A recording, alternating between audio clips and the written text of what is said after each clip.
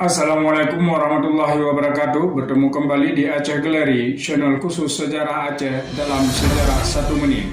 Hari ini tanggal 29 Januari 1874, 5 hari setelah keraton direbut oleh Belanda, Sultan Alauddin Mahmud Shah mangkat di pagar air akibat penyakit kolera dan beliau dikebumikan di Cot Bada.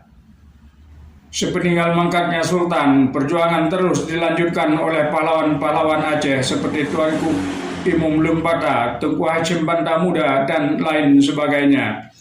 Begitulah keberanian dan kegigihan orang-orang Aceh dalam mempertahankan negerinya. Walaupun gagal dalam mencapai tujuan, mereka akan terus berusaha hingga syahid menantinya.